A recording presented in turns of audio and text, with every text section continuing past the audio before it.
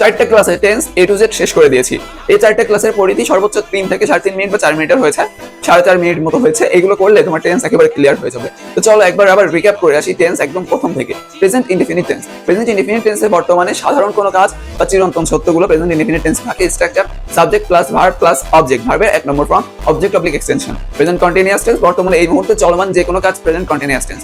যেমন present continuous টেন্সে আমরা স্ট্রাকচার হিসেবে বলতে পারি সাবজেক্ট প্লাস অ্যামিজার প্লাস ভার্বের সাথে ING plus object oblique extension. Present perfect tense অতীতকালে কোনো কাজ শুরু হয়ে শেষ হয়ে গেছে কিন্তু তার ফলাফল এখনো বিদ্যমান আছে। অতীতকালে শুরু হয়ে বর্তমানে এসে শেষ হয়েছে এমন যদি বোঝায় তাহলে প্রেজেন্ট পারফেক্ট টেন্স। এই প্রেজেন্ট পারফেক্ট টেন্সের স্ট্রাকচার কি? Subject plus have has plus ভার্বের past participle form plus object oblique extension.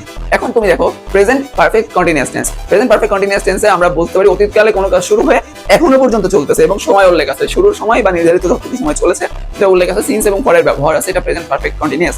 Structure কি? Subject plus have been oblique has been plus ভার্বের সাথে ING plus object oblique extension. এবার past indefinite tense. Past indefinite tense হলো subject plus ভার্বের 2 নম্বর form plus object অর্থাৎ past form object oblique extension. এখানে বোঝায় অতীতকালের কোনো সাধারণ ঘটনা, কোনো সাধারণ কাজ এরকম। এবার পাস্ট কন্টিনিউয়াস টেন্সে কি বোঝায়? অতীতকালে চলমান কোনো কাজ, চলমান চলতেছিল এরকম যদি কিছু বোঝায়।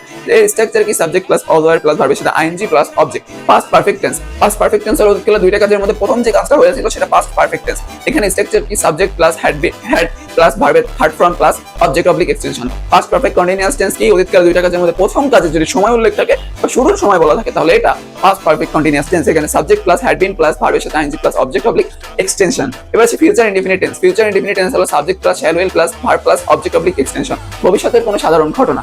এবার দেখি future continuous tense. Subject plus shall be will be plus ভার্বের সাথে আইএনজি প্লাস অবজেক্ট।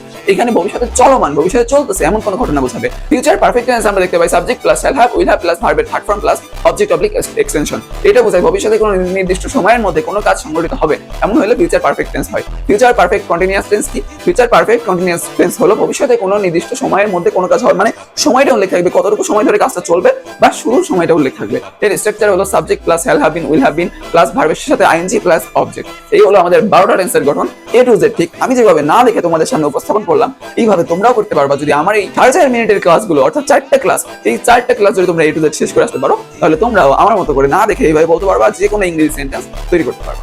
আসসালামু আলাইকুম।